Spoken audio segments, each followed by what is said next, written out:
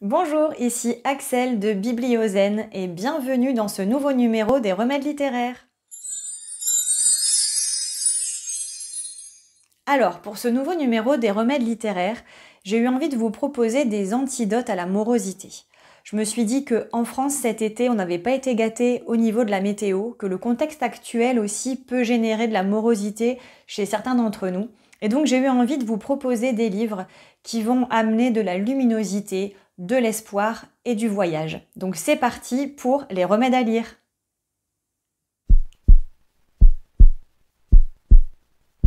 Alors pour les remèdes à lire, je vous propose de suivre des héros et héroïnes qui partent à la quête de quelque chose. Pour commencer, un roman graphique, Le jour où elle a pris son envol de Becca et Mako Cosson. Que voici. Donc là en fait on suit Clémentine qui a eu un succès professionnel et qui malgré ça en fait se sent pas heureuse. Et donc ça va la pousser à aller en quête d'elle-même pour retrouver cette joie de vivre et faire le point sur sa vie personnelle et professionnelle. Elle va donc partir à la rencontre de tas de personnes à Berlin, en Norvège, au Japon pour se retrouver. Dans le même ordre d'idées, on a Mange Priem d'Elisabeth Gilbert, donc qui a été adaptée au cinéma avec Julia Roberts dans le rôle principal, et où on suit une femme de 30-40 ans qui vient de divorcer et qui elle aussi est perdue dans sa vie. Elle décide d'aller en Italie, pour le côté Dolce Vita, d'aller également en Inde, dans un ashram pour l'aspect méditation et retour à soi, et enfin à Bali. Maintenant, je vous propose deux héros. Donc on a Arthur Pepper dans Les fabuleuses tribulations d'Arthur Pepper de Phaedra Patrick. Donc là, c'est un homme âgé qui vit en Angleterre, qui a perdu sa femme et qui est vraiment dans sa routine. Et il décide enfin de ranger les affaires de sa femme et il va tomber sur un bracelet avec des tas de breloques, un peu comme les bracelets Pandora. Et de là, il se dit mais qu'est-ce qui se cache derrière ce bracelet et derrière ces breloques? Et c'est le début pour lui de l'aventure, du voyage, des rencontres, pour aller à la découverte en fait d'un pan de vie de sa femme qu'il ne connaissait pas. Ensuite, un roman graphique, donc aussi avec un héros, Le chanteur perdu de Didier Tronchet. Donc là, on suit l'histoire d'un bibliothécaire qui fait un burn-out. Et dans ce moment où il va très mal, il y a les paroles d'une chanson qui lui reviennent en tête, d'un chanteur qui l'a suivi en fait tout au long de sa vie et qu'il avait découvert quand il était jeune adulte. Et il n'a qu'une obsession, c'est de le retrouver.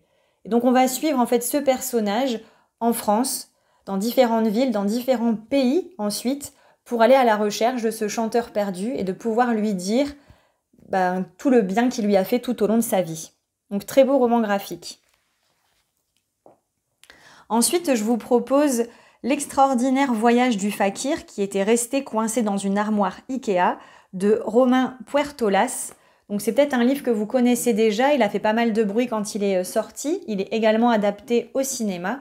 Et donc là, comme son titre l'indique, on va suivre l'histoire d'un fakir indien qui est coincé dans une armoire Ikea et donc ça va l'amener du coup à voyager coincé dans son armoire. Donc c'est vraiment un roman qui est rocambolesque et qui est bourré d'humour. Et enfin, je vous propose Mamma Maria de Serena Giuliano. Donc là, c'est vraiment un petit roman qui vous emmène directement en Italie sans avoir à bouger de votre canapé, où on va suivre l'histoire d'une jeune femme qui vivait à Paris, mais qui est italienne, et qui a ce besoin de revenir aux sources et qui revient dans le sud de l'Italie.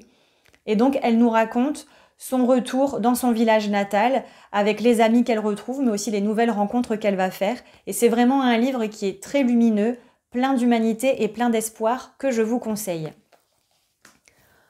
Donc là, les livres que je vous ai proposés sont des livres qui sont simples dans le bon sens du terme, c'est qu'ils sont accessibles et faciles à lire, parce que je me dis que dans un moment justement de morosité, c'est de ça dont on a besoin, quelque chose de léger et d'accessible, et c'est vraiment le cas de tous ces livres qui vont vous apporter de l'espoir, de la lumière et de l'humanité. Donc j'espère vraiment que ces livres vous ont plu, et on passe à présent aux remèdes à écouter.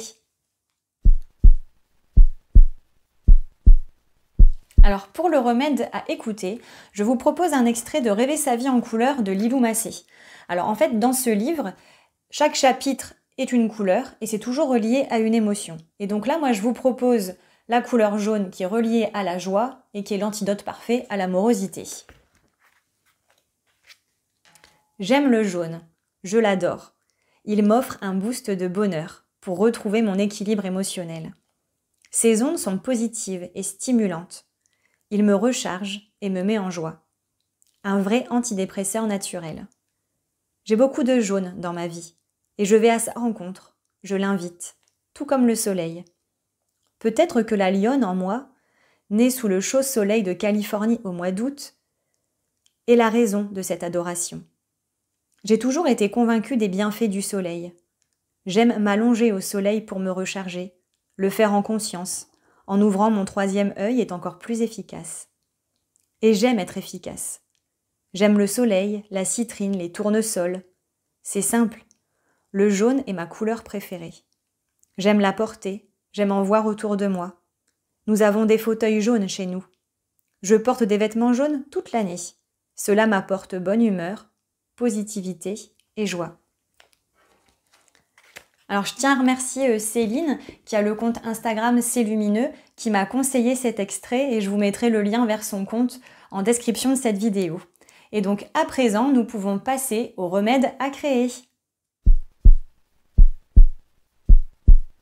Alors pour ce remède à créer, je me suis inspirée de la première gorgée de bière et autres plaisirs minuscules de Philippe Delerme. En fait, dans ce livre, il relate des tas de plaisirs, de véritables antidotes à la morosité. Alors ce que je vous propose, c'est de faire pareil. C'est d'écrire, de dessiner ou de photographier ces petites choses qui vous font du bien et de les partager avec moi à l'adresse mail qui s'affiche en haut de cet écran. Comme vous l'avez entendu, Lilou Massé, elle, ça va être le jaune qui vient la booster. De son côté, Philippe Delerme, lui, il nous parle de la cueillette des mûres, de la première gorgée de bière. J'ai hâte de voir quels sont vos petits plaisirs à vous. Je vous remercie d'avoir pris le temps de m'écouter aujourd'hui et j'espère que vous trouverez au travers de cette émission des ressources qui vous feront du bien en cas de morosité. Je vous dis à très bientôt pour un nouveau numéro des Remèdes littéraires. Au revoir.